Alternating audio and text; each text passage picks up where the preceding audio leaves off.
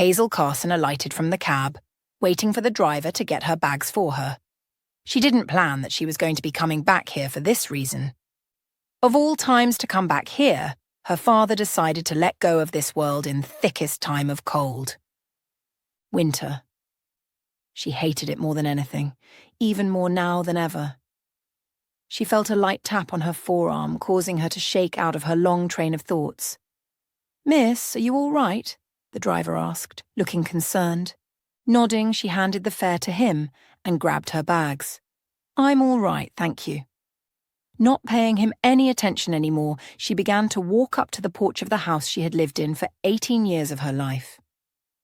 It wasn't like she wanted to care one bit about her father's death. She just couldn't leave it either. Her father was still the man who sang her lullabies to bed and made her hair in a bun, because she asked.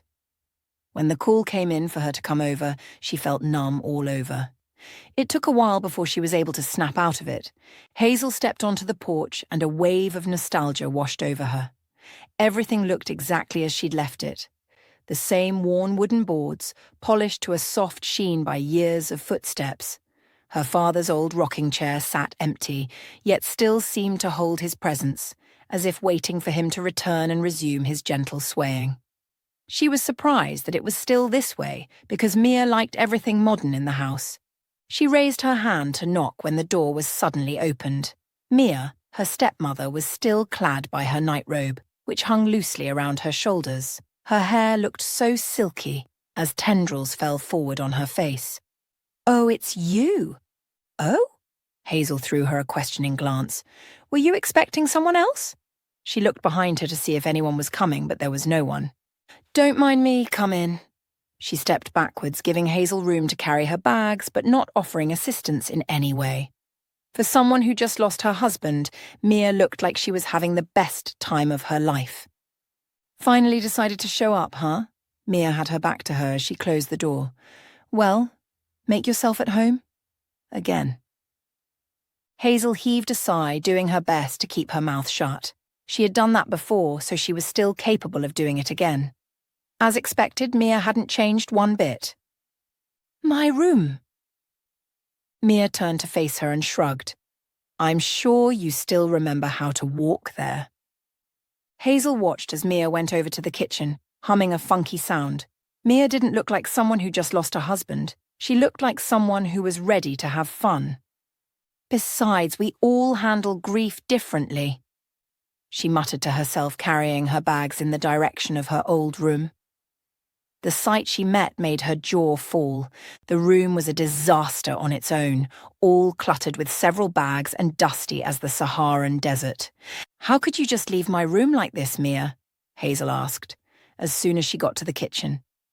Mia slowly took another spoon of the ice cream she was taking and shrugged. "You left it, not me. Clean it up yourself. Maybe if you came home once in a while, it wouldn't be like this. But no. You were too busy with your own life." Hazel's anger flared. "No one wanted me here anyway. You made that clear years ago." "You chose to leave, remember?" "Of course, just the same way you chose to get all my father's attention from me. What's your angle? Tell me now, because now you have gotten him dead." Mia's face reddened as the cup of ice cream fell to the ground. "How dare you? I loved Charles and I took care of this family." "Love? You call this love? Leaving my room to rot, not taking care of him? That's not love, Mia. That's neglect. You have no right to judge me. You abandoned us, Hazel. You abandoned your father." Hazel's eyes welled up for the first time since she heard of her father's death. "I didn't abandon him. You drove me away, Mia. You and your perfect facade. I'm sure you've gotten what you wanted. He's dead, bravo." She began to clap and cheer Mia on. "You should watch what you say, smart pants. Maybe if your mother hadn't died." Mia sneered at her, hissing as she left Hazel alone in the kitchen. Few minutes later, Mia was out of the house as she slammed the door. It was only then that Hazel went on her knees, with her head bowed, and began to let go of the tears she thought she had kept reined in. Different thoughts ran through her head, making her head hurt all over. Would he have survived if she were here? Was there anything that could have been done with her presence? Dad!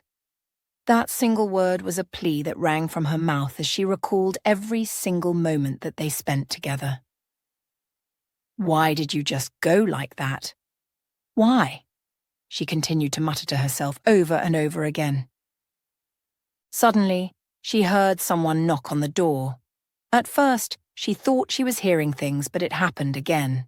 She was in no mood to get herself up from the floor and go open the door. As Hazel wiped away her tears, the insistent knocking continued. She hesitantly approached the door, peering through the peephole to see a well-dressed man in his late 50s in a tailored navy blue shirt and a leather briefcase in his right hand. Seeing that he was looking like someone important, she quickly tried to compose herself before she opened the door. "Good afternoon. You must be Hazel." The man smiled the minute he saw her. "My name is Kevin Thompson, your father's lawyer. May I come in, please?" She simply nodded, stepping aside for him to enter. Then she closed the door shut. As she led him to the sitting room, she realized that he was scanning the whole area of the house as far as his eyes could carry. "I take it that Mia isn't home, right?" It was then she understood his tension. Given the way he spoke, it was like he didn't want to see her around. She left the house not so long ago. "All right, Miss Hazel. I need to discuss with you about your father's estate and some important matters that require your attention.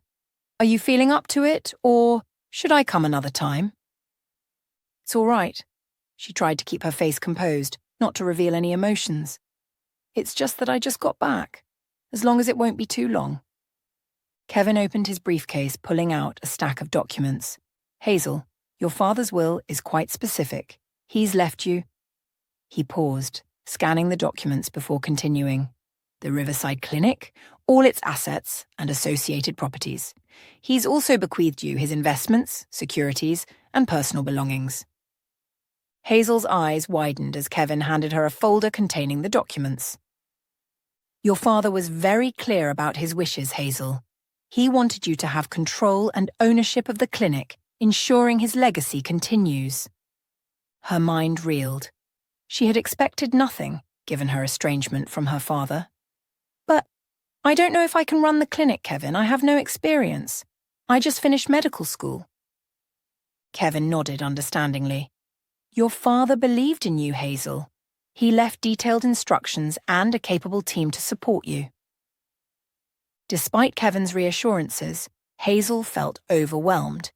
She hadn't reconciled with her father's passing, and now she was faced with the daunting task of taking over his legacy. "Can't it be sold? I'd eventually have to go back to finish some things up at school. What if I just sell it to someone who'd make good use of the clinic?"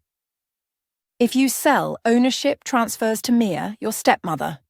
Hazel's gut twisted at the thought. She couldn't bear the idea of Mia profiting from her father's hard work. "What are my alternatives?" Hazel began to think about things that could be done in order to keep the clinic in check. She hasn't even been there for a long time. "You could hire a manager or partner with someone experienced," Kevin suggested, "or take time to learn and grow into the role. However, I'd personally advise that you disguise yourself as a staff first." That caught Hazel's attention. "Why do you say so?" "Before your father died, he mentioned that there were some corrupt practices going on in the clinic, but before he could do anything, his heart condition worsened terribly, leaving it unresolved. If you just go in as the director now, you might not find out." Hazel took in a deep breath as she replayed what the lawyer had said. If she decides to go back to her life, Mia would make a mess of what her father had taken years to build. If she stays, she'd have to be extra sensitive to what goes on in the company. "Can I have some time to think about it? Of course, just bear in mind that if you delay, the clinic is at risk." She nodded slowly, taking in his words. "But how would I get a job there?" "Leave that to me. That is super easy. I'd like to know your decision as soon as you have decided. Here is my card."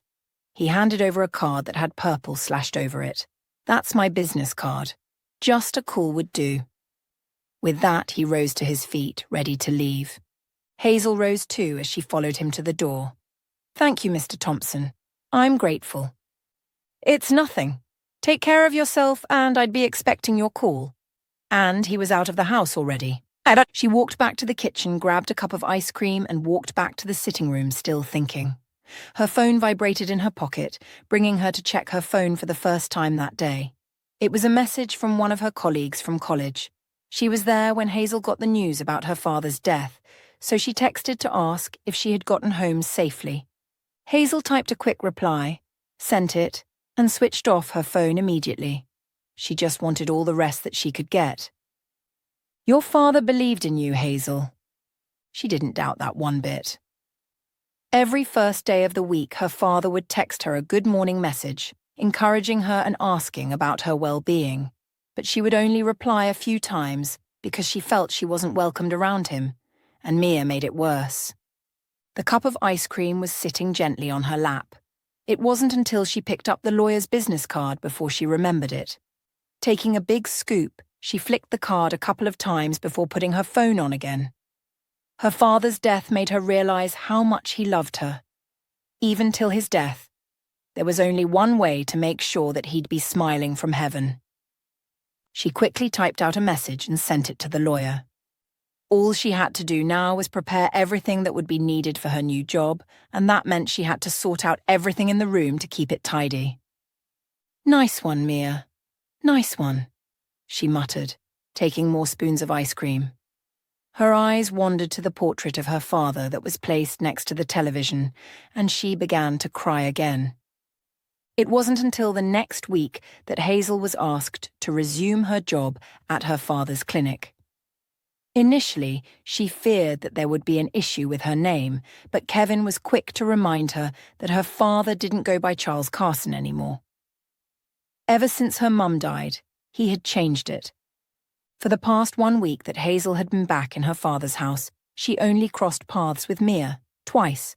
She often came back at midnight, drunk to stupor. She wondered what her father ever saw in her. If her mother were alive, her father wouldn't even look Mia in the eye. Her earliest memories of her mother was her mother's warm smile before fate cruelly snatched her away when she was just 3. Her father was completely heartbroken. She remembered the times she'd walk into a room to see him crying, while her mother's picture.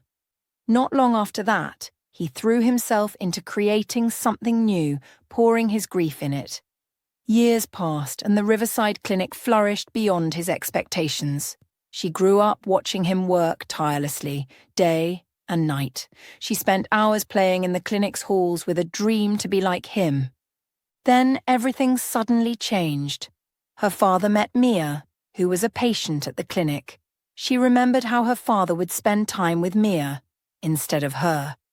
Mia, who was extremely stunning, left her dad drooling each time. As they became much closer, a 13-year-old Hazel was completely sidelined. She watched as Mia would constantly play on her father's love, combined with her awful remarks when it came to her. Her father, caught in the middle, struggled to balance his love between both of them. Despite Mia's influence, he still cherished her and encouraged her to follow in his footsteps. She was eager to please her father, so she did everything needed from her. Until her father finally disclosed that he'd be marrying Mia, she was deeply hurt and angry, even though she saw it coming.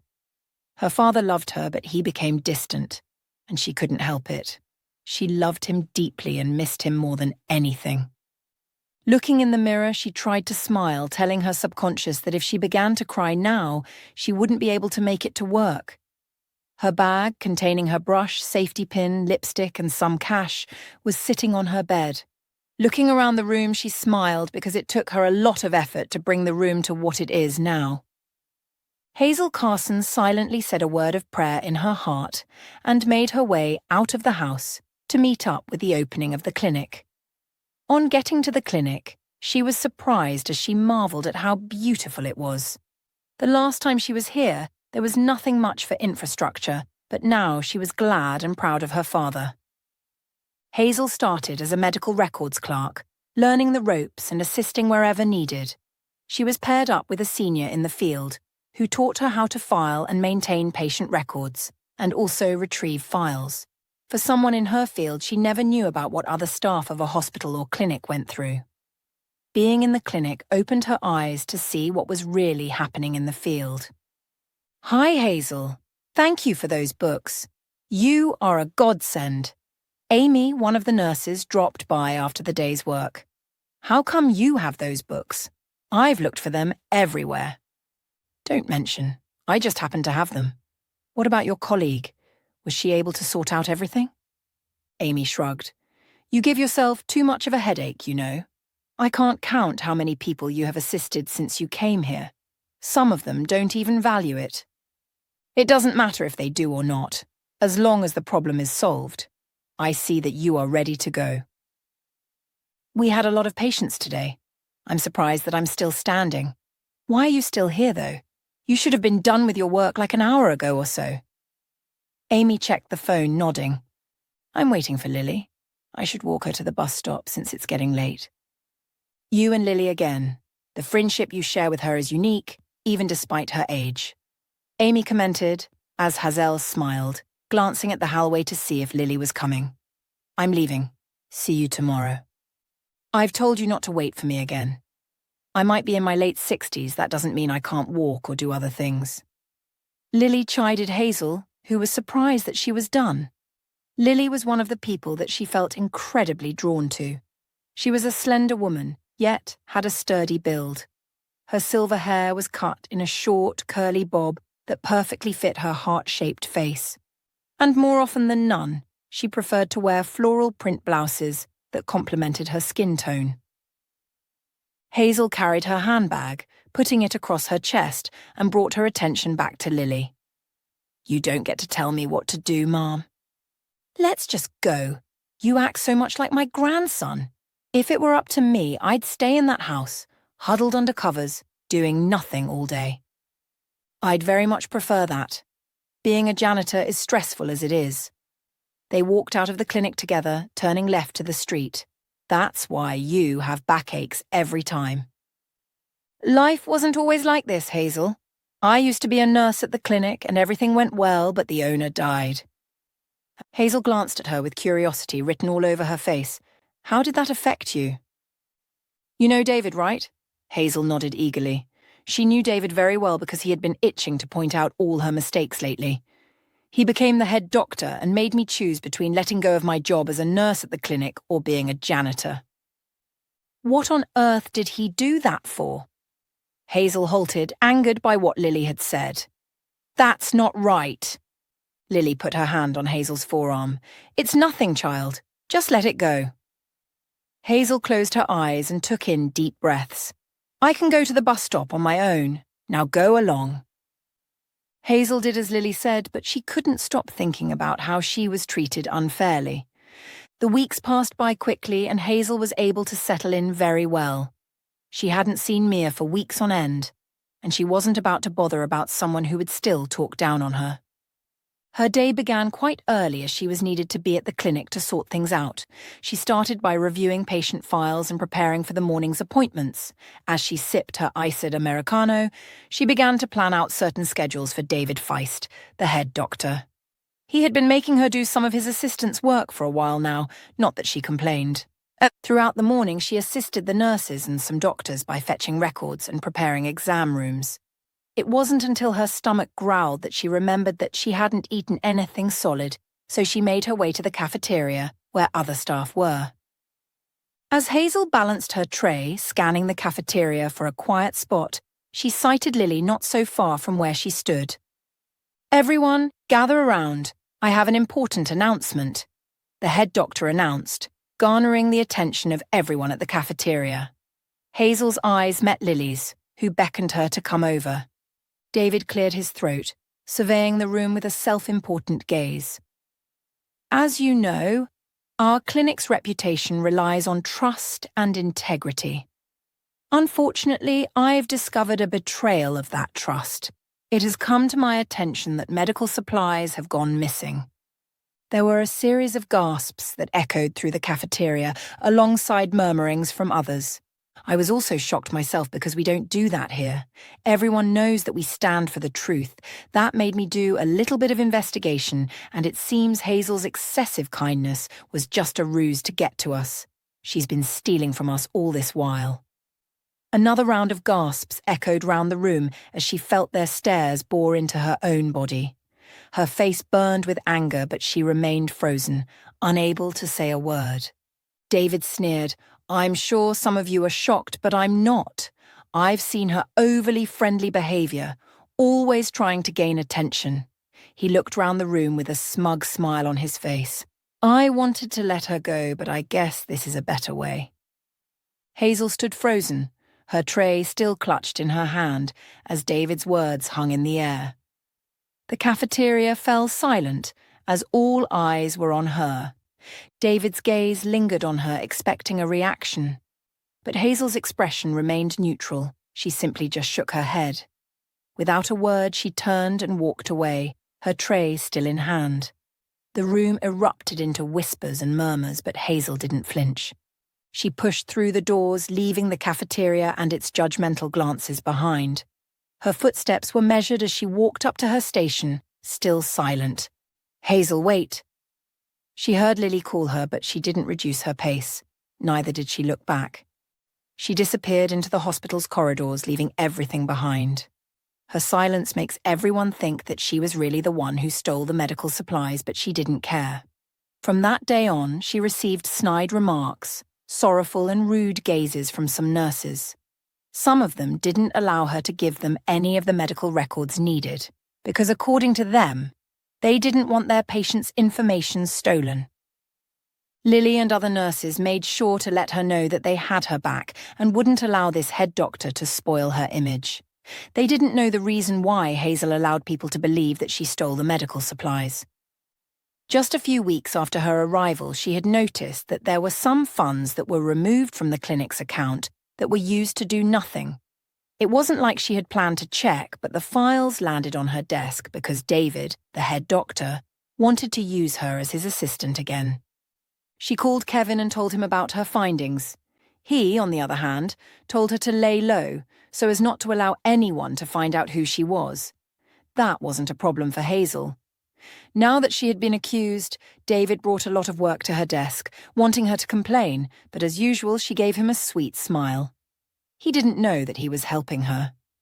Her ears were always open to hear any gossip or information that the nurses carried among themselves. It was from there that she confirmed that some nurses were receiving more pay because the head doctor liked them, while others received peanuts, unknowingly to them. The iron would be striked hot, so she had to wait until the right time before she would do anything. An opportunity would surely pose itself soon. All she just had to do was to wait. But it wasn't easy to just stand still when she could just barge in action, saying she's the daughter of Charles. It just wasn't time yet to do any of that. "Dad, I wish you were still here. Maybe all this would be taken care of neatly. I miss you," she mumbled up to her father wherever he was. It was easier to just do that. Friday evening after work, Hazel walked alongside Lily, who whined earlier that she could walk to the bus stop by herself. She immediately told her that she was going to decide whether she liked it or not. "My grandson would be around to spend the weekend with me. He's finally taking a break from that high-stress finance job to spend some quality time with his old grandma." Lily beamed like she had just gotten the best seats at the cinema. "He's such a sweet boy, always making me proud." Hazel smiled, familiar with Lily's fondness for her grandson. "How's he doing? Still working hard?" "Yes, he's doing well, but I worry about him. He's so focused on his career, never takes time for himself, or a social life for that matter." Hazel chuckled at the mention of not having time for social life. "You mean he's still not settled down?" "No, and it worries me. He's 27 years old, Hazel. When will he find a nice girl and give me great-grandchildren?" "Give him time, Lily. He'll find someone special." Lily shook her head. "I hope so. Anyway, I want to bake his favorite cake and make some sweets. He still has a sweet tooth, just like his grandfather." "I'd love to help you bake, Lily. It'll be fun." It's been a very long while since I've done anything of such. And bother you again? No. You should rest since you have the weekend to rest. I'd do just fine on my own. Hazel sighed, clutching her bag tighter. Can you just allow me something for you once, every time you want me to rest and do nothing? Why don't you play outdoor games tomorrow? Hazel shot her a look as the elderly woman smiled, pointing to the bus stop. There was no further discussion on it as Lily made her way, waiting for the bus. The next day, Hazel stood before the beautiful bungalow that boasted a cheerful yellow facade, which was complemented by nice flower beds and a clean green lawn. A winding stone path led to the front door, decorated with a welcoming wreath. She took in the sight of the house delightfully before moving on to knock. Her knock was answered by a surprised Lily, who opened the door with a flower-dusted apron round her waist. That was the exact expression I knew you would make. Forget that. How did you get here? I'm sure I haven't described where I stay. Hazel smiled involuntarily. I asked Nurse Thompson and she generously provided your address. She also said something like, "You are so famous and I'd find my way in no time." Lily's expression turned sheepish. Well, I suppose I can't turn you away. Come on in, dear. As she stepped in, her nose was quick to carry the enticing aromas of sweet treats and fresh coffee that reminded her of her father. Her eyes began to water almost immediately. What's wrong? Are you all right? The tears rushed forth shamelessly as Lily held her. As she opened her mouth to speak, she sighted a picture just by the wall and had to blink to be sure she wasn't hallucinating. How come you have that picture? Was that you years ago? Lily took a glance at where Hazel's gaze led to and nodded, wondering how that was related to her tears. I have a picture just like that. My father said it was my babysitter's picture and that we were so close. Wait, who's your father? Charles Swisher. Lily stepped back in shock as her eyes widened. She took another look at the lady before her, reflecting on what she had just said. It was then everything clicked. Hazel, Charles Swisher was the man who gave me a job as a nurse when I needed it. How did I fail to recognize you after taking care of you for such a long time? Hazel began to tear up again as she walked over to Lily and hugged her tight. I didn't recognize you either. Oh, child, I'm so sorry about his death. I'm so sorry. Lily whispered into her ears and Hazel continued to let all her tears out. They stayed in that position for a while before Hazel let go. Your father was like my son. I'd lost mine in an accident years ago, but your father filled up that void up until his death. I'm sorry, Hazel. Can I have some coffee? Of course. Let's go to the kitchen then. Lily led Hazel to the kitchen where she sighted a flour-covered counter and mixing bowls that revealed that Lily had started baking. Don't mind the mess. I'm making his favourite chocolate cake and some sugar cookies. Lily poured her some coffee in a pink cup and gently placed it in her hands. Thank you, Lily. Hazel took a sip and sighed dreamingly. My dad loved fresh coffee. Every morning he'd make some for himself. It wasn't until I got older that he allowed me to take a little. He was always like that, I remember. But tell me, your father owns the clinic. Why are you working as a medical records clerk? You should take over. I remember your father told me that you were in medical school. Hazel took another sip of her coffee, allowing it to swirl round her tongue. I can't take over until I find who is behind the fraudulent activities in the clinic. That was why you decided to join as a staff and see for yourself. Hazel nodded, about to speak when there was a knock on the door. Lily quickly excused herself and suddenly there was a man's voice that went round the room, meaning that her grandson was around. Making sure that she looked presentable, she walked into the sitting room to find them hugging. As they let go of each other, the man straightened himself, and their eyes met. Hi, you must be Hazel. She wouldn't stop talking about you recently. Forgive my manners, I'm Tom. He stretched his hand out for a handshake and she took it. What she didn't expect was for Tom to look so handsome that even the handshake made her insides turn to jelly. Hazel didn't plan to spend her weekend hanging out with Tom, Lily's grandson, but it just happened. He had taken her to an amusement park on Sunday, after which they went back to Lily's place for a quick lunch. For a moment, she wished that the weekend could last longer than it already did. She couldn't remember the last time she laughed so heartily, even before her father's death.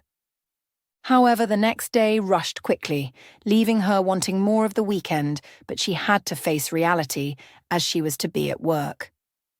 She was already at her desk at her usual time with her iced Americano, sorting out some files when two nurses greeted her before proceeding to stand just by her desk. "I told you that she was his girlfriend, but you didn't believe me.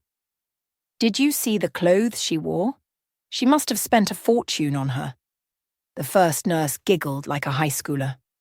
"They were literally all over each other a while ago despite it being so early. I think her name is Mia or something. It's none of my business, though. I don't want any issues with him."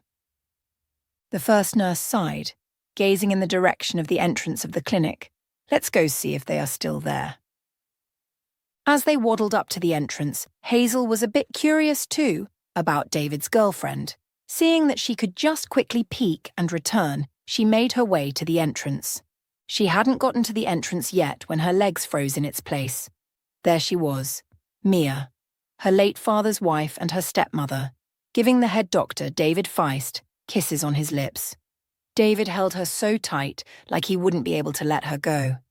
Her legs felt so weak, and she didn't trust them to carry her back to her desk. If they were this chummy together, it meant it had been going on for a long while even before her father's death. Mia hadn't been home in weeks, meaning that she was definitely staying at David's place. She closed her eyes for a minute and made her way back to her desk. Something needed to be done. She thought long and hard about what to do, but nothing of importance came to mind. If she confronted David privately, he'd do all within his power to shut her off and probably put more accusations against her. There were certain things she also noticed about the activities going on in the clinic. Her position made it possible for her to review patients' files, and she noticed some excessive charges for unnecessary procedures. One of the patient's bills for a simple consultation was inflated with costly tests and medications that the patient didn't need. One time she had an opportunity to be in a meeting where a new medication was promoted at the clinic. It wasn't until later that she discovered that there was a lucrative contract between the clinic and the pharmaceutical company with incentives for each prescription. This wasn't made known to the nurses and some other doctors either. David was indeed at the center of it all. She remembered when a new nurse was brought to work and she watched as the nurse was struggling to administer a simple medication. At first, she thought that it was due to her being nervous until Lily told her that she was David's third cousin, and the girl was clearly inexperienced. Lily had informed her previously about a time when there were discrepancies in a patient's file and how the doctor later admitted to altering the records to cover up the medical error, and he wasn't punished or anything of the sort. There were things that she needed to take care of as soon as possible. She picked up her phone and quickly sent a text to Kevin, requesting that he advise her. He was one person that she could trust, because her father really trusted him. "You okay? I saw you dazed a minute ago," one of the nurses asked as she was about to pass by. Hazel smiled as her heart warmed at the way people were still concerned about her. "I'm all right, thank you." The nurse nodded and went her way.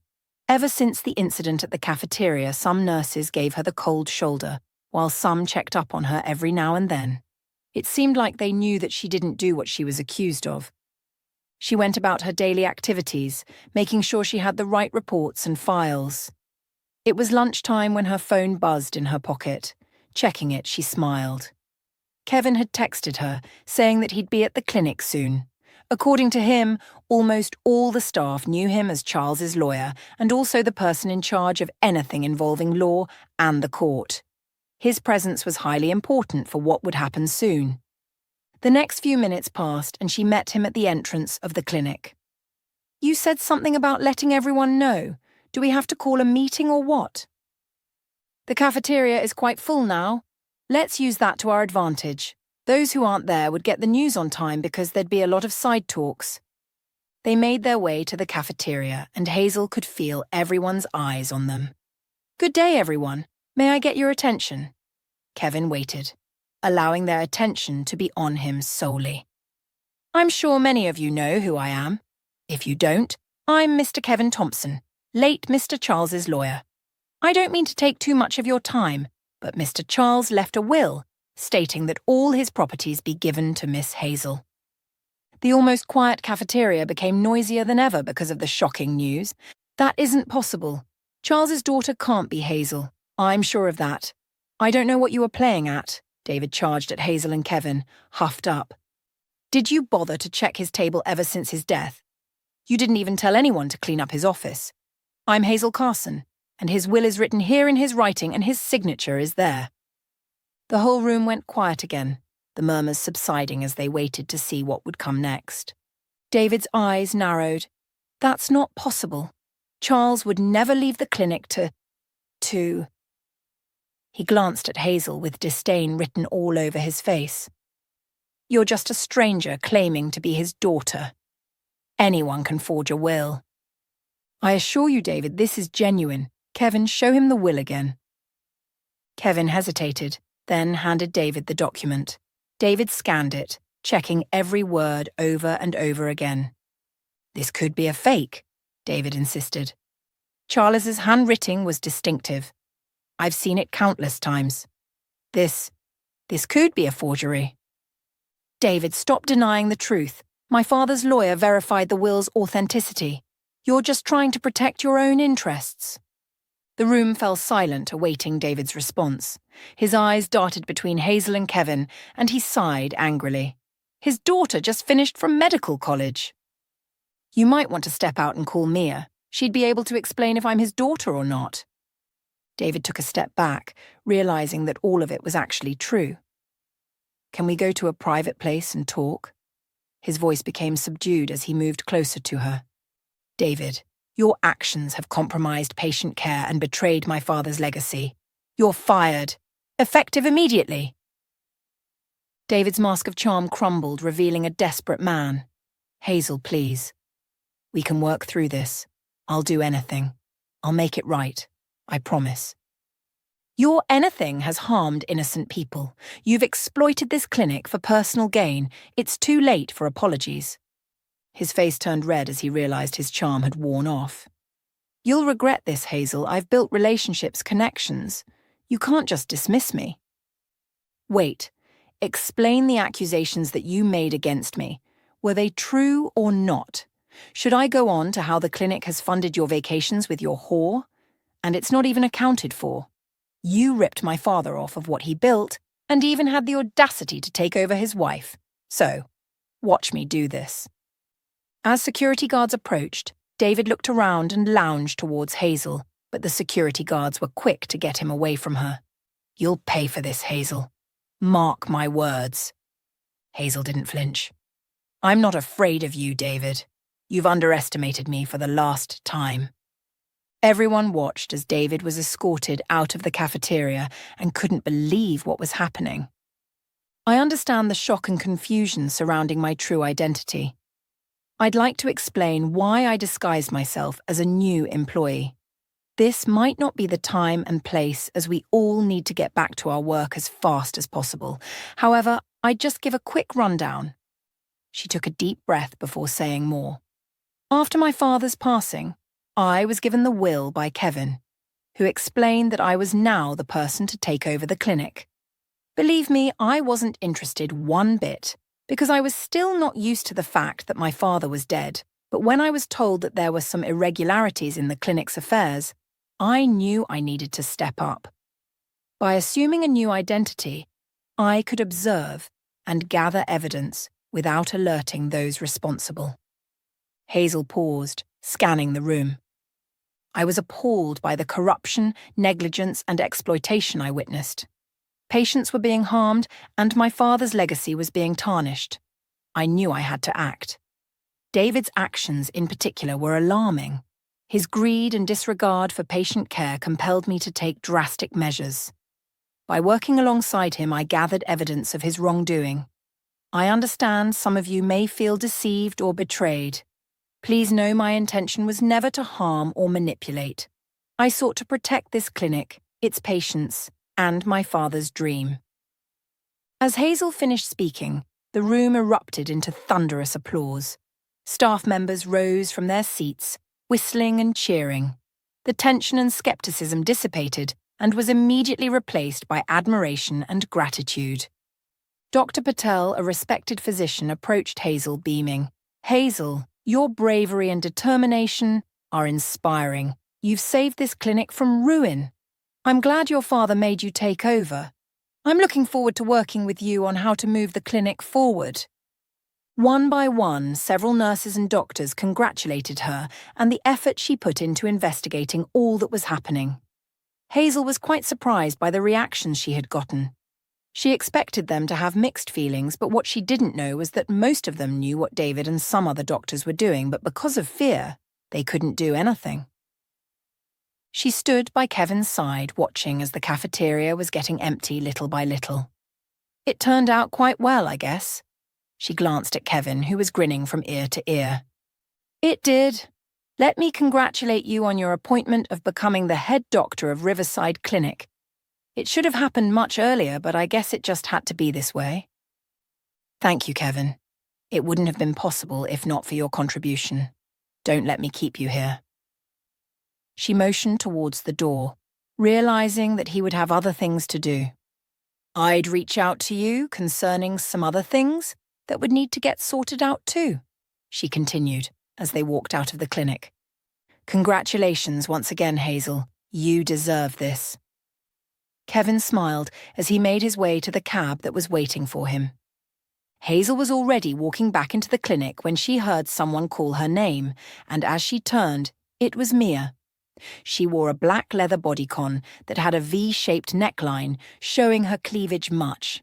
A Hermes bag was on her shoulder and she wore her Jimmy Choo.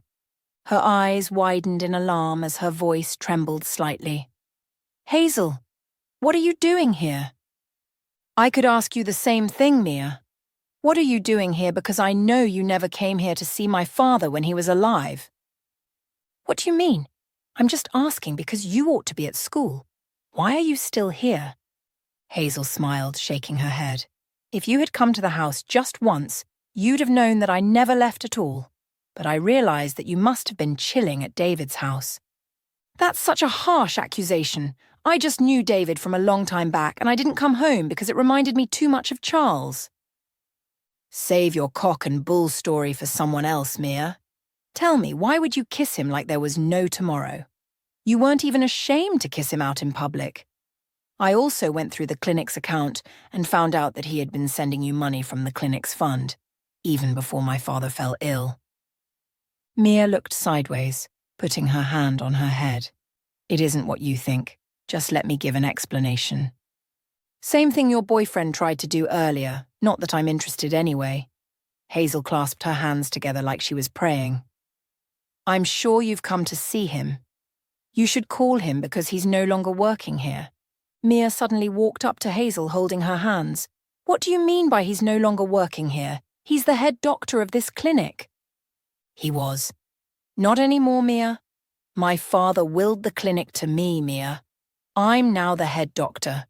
Please do well to tell him to come get his belongings before the end of the week. If he doesn't, it will end up in the bin." She turned towards the clinic, heading inside, leaving Mia too stunned to utter a word. A week had passed since the tumultuous events at the clinic. Hazel had successfully ousted David and Mia, and a sense of calm had returned. She had begun her executive duties after the whole issue was sorted out. She called for a meeting the past weekend, where there were a series of discussions on how to improve the clinic and also the well-being of the staff. Knowing that it was impossible for her to do it alone, she also asked for their advice. The weekend got much better when Tom asked if she could join him for dinner. She agreed quickly, knowing it was something she so much wanted. He gave her several pieces of advice on how she could manage the clinic funds, start compulsory savings for staff, and how to calculate profit. One thing that struck her about him was the way he listened to her. He wouldn't even interrupt her once. Instead, he waited until she was done before asking questions.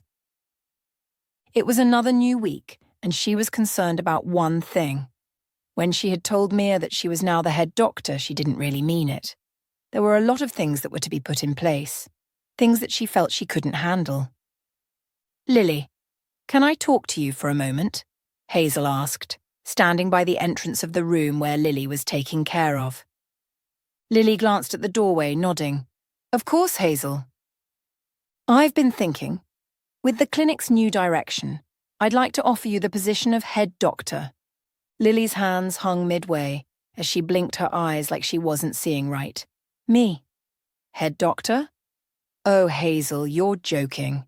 I know nothing when it comes to being a head doctor. After all, it's not my name in the will.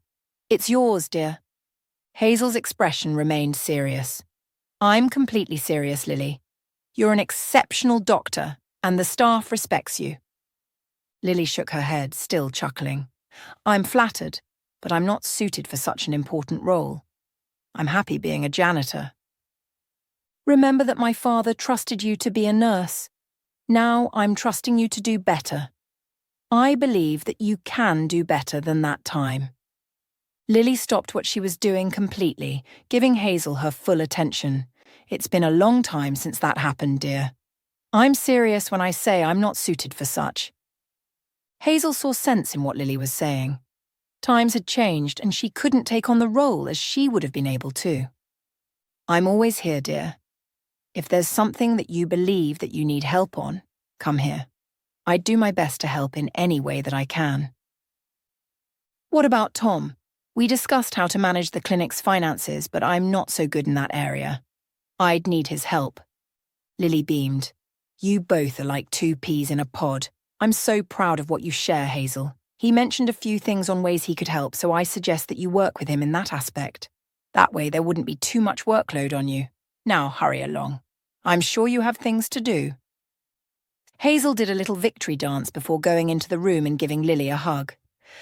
"I'll see what can be done and don't miss me too much." She sauntered out of the room with her phone in hand as she texted Tom on the latest development. They were a great duo. 6 months later, Hazel stood before the mirror, watching as her wedding gown shimmered in the soft light. She gazed at her reflection, thinking of how the past 6 months went by. The clinic's transformation to becoming known worldwide due to several surgeries that were carried out by the exceptional surgeons, Lily's decision to stop working as a janitor and finally rest, Tom's unwavering support, and her own personal journey. There were times when it seemed like she went away from everyone due to stress, but Tom, her ever-patient man, would calmly call her back. At a point, David actually carried out his threats by going to other clinics and trying to spoil the relationship that Riverside Clinic had with them, but he was greatly disappointed. She would have taken legal action against him and Mia after the incident just to get closure, but it was of no use. Her father wouldn't have wanted that. Her eyes dropped to the ring on her finger, a stunning platinum band designed with a radiant diamond and 2 smaller sapphires. The sapphires reminded her of how her father would play with her, with glitter, not minding the ones that got on his body. She was often reminded of her childhood memories ever since her dad died. It hurt her that he wasted his time and efforts on Mia, who never deserved any of it. As she gazed at the ring, a lump formed in her throat. She remembered the struggles, the tears and triumphs that she encountered during this short period. He wasn't there physically, but it was like he was guiding her each step of the way.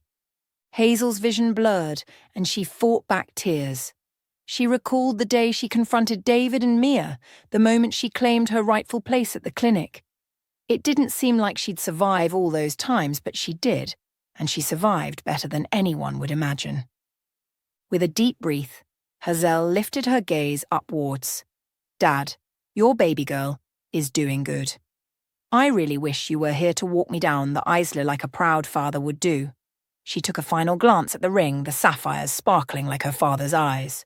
"I'll keep making you proud, Dad. I promise." A final glance at herself in the mirror, she picked up her bouquet and walked out of the room. Less than an hour later, she shared a kiss with the love of her life.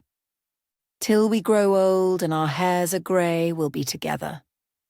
Tom kissed her again, holding her in his arms.